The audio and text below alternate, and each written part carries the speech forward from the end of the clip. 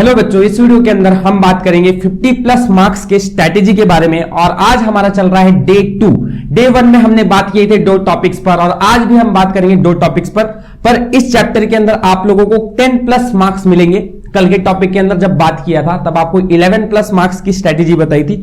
आज आपको बता रहा हूं 10 मार्क्स का, और कौन सी चीज पढ़नी है किस चैप्टर से, ये सारी चीजें ध्यान से इस वीडियो को देखते रहना, सब चीज डिटेल में डिस्कस होगा।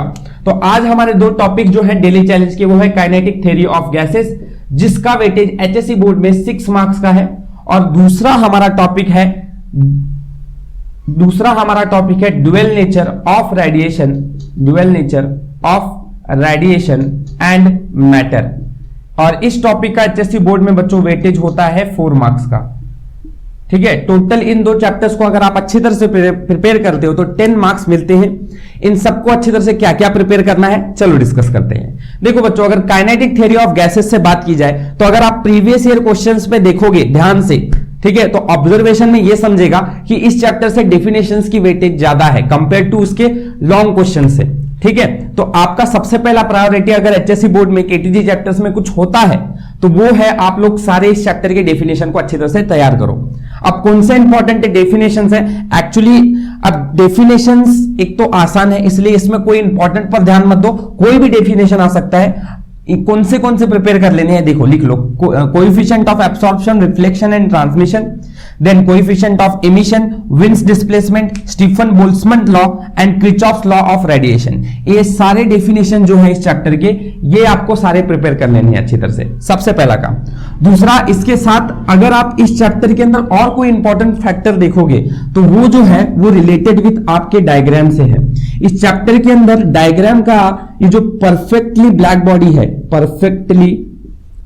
बॉडी है, इस पे आपको सवाल डायग्राम ड्रॉ करने के लिए 2 मार्क्स का आता है। ठीक है, परफेक्टली ब्लैक बॉडी पीबीबी, या ऐसे भी बोल सकते हैं इसी सवाल को कि आर्टिफिशियल ब्लैक बॉडी ड्रॉ करो, आर्टिफिशियल ब्लैक बॉडी ड्रॉ करने को बोलो, ब्लैक बॉडी। ठीक है, तो ये नाम बदल के आपको एग्जाम में सवाल पूछा जाता है। आपका इंपॉर्टेंट मैटर क्या है, आप परफेक्टली ब्लैक बॉडी का डायग्राम अच्छी तरह से प्रिपेयर करो उसके लेबलिंग के साथ। दूसरा, इसके अंदर अगर कुछ इंपॉर्टेंट है तो इसी का ये डायग्राम पूछ सकते हैं, इसके अंदर इसका डेफिनेशन भी तैयार कर लेना, क्योंकि पीबीबी की भी डेफिनेशन आपको पूछी गई है। ठीक है, तो ये आपको पूछा जा सकता है। साथ में इसके साथ एक इंपॉर्टेंट सवाल और भी है डायग्राम से रिलेटेड, स्पेक्ट्रल डिस्ट्रीब्यूशन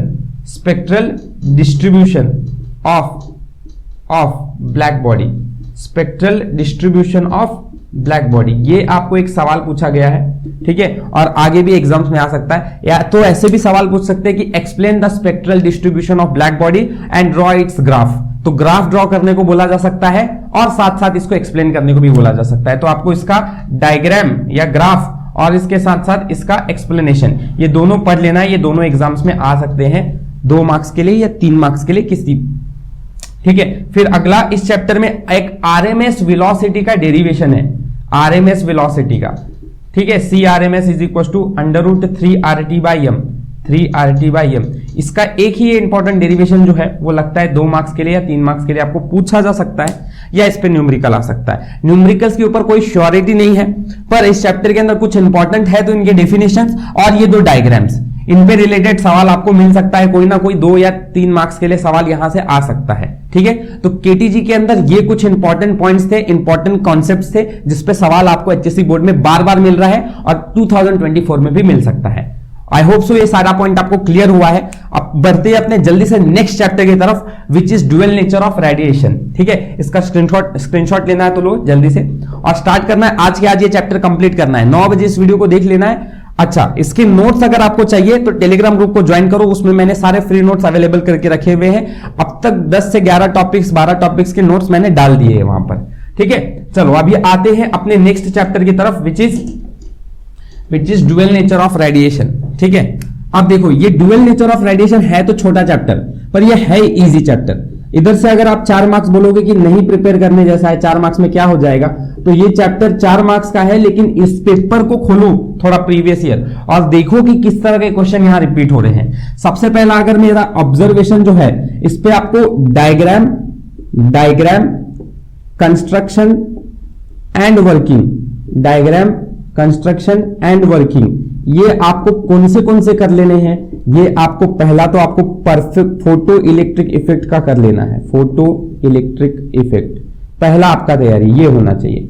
दूसरा, इसी का डायग्राम कंस्ट्रक्शन एंड वर्किंग किसका करना चाहिए? फोटो सेल का भी करना चाहिए।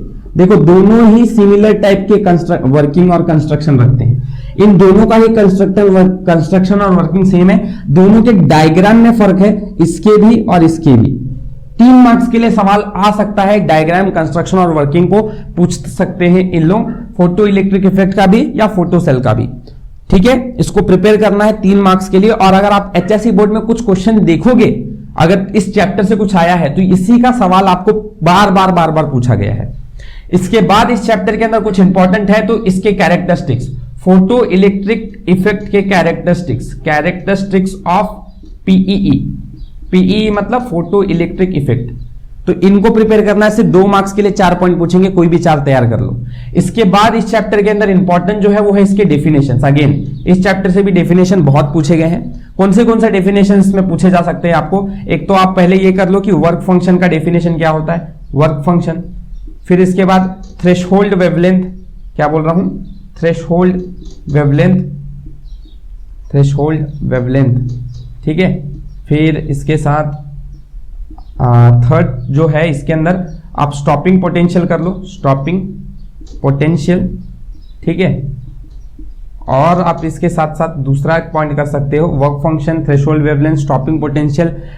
एंड इस चैप्टर के अंदर और कोई डेफिनेशन जो रिपीट हो रही है बार बार एचएससी बोर्ड में, फोटो इलेक्ट्रिक इफेक्ट का, ठीक है, पीई फोटो इलेक्ट्रिक इफेक्ट की डेफिनेशन भी आप कर लो, ठीक है, फोटो इलेक्ट्रिक इफेक्ट की डेफिनेशन।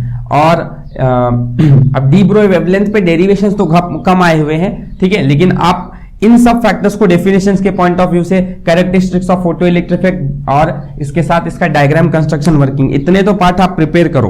क्लियर, ये सारी चीजें यहां पे रिपीट हो रही हैं। इसके बाद अगर इस चैप्टर में कुछ इंपॉर्टेंट है तो देखो बच्चों, ये डायग्राम कंस्ट्रक्शन वर्किंग, देन इसका डेफिनेशन, ये सारी चीजें रिपीट हुई है एग्जाम्स के अंदर बार बार। और इसके अंदर कोई एक चीज जो सबसे ज्यादा रिपीट हुआ है वो है इसका न्यूमेरिकल।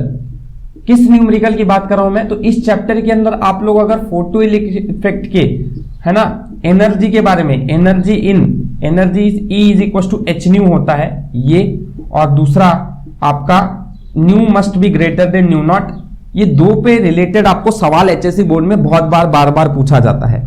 अगर इस पे न्यूमेरिकल आप प्रिपेयर करना चाहते हो तो मैंने इसके ऊपर एक डिटेल वीडियो 32 मिनट्स का बनाया है, जिसमें मैंने सारे इंपॉर्टेंट न्यूमेरिकल जो इसमें एचएससी बोर्ड में पास्ट में पूछे गए हैं, 2022, 2021, 2018, 17, मतलब पास्ट में इसको बहुत बार एग्जाम में पूछा गया है। इनको अगर सवाल पूछना ही रहता है ना न्यूमेरिकल पे, तो ये फोटो इलेक्ट्रिक इफेक्ट पे ही सवाल पूछते हैं।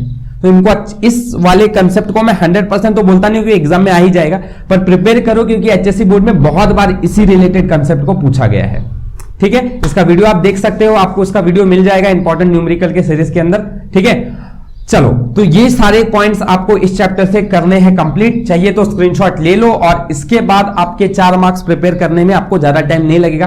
टोटल मैंने 10 मार्क्स बता दिया है, और पिछले के 11 मार्क्स, तो 21 मार्क्स तक का काम मैंने कर दिया है 2 दिन के अंदर। ठीक है, इस डेली चैलेंज को रोज कंप्लीट करते हुए चलो। आई होप सो ये वीडियो आपको अच्छा लगा होगा।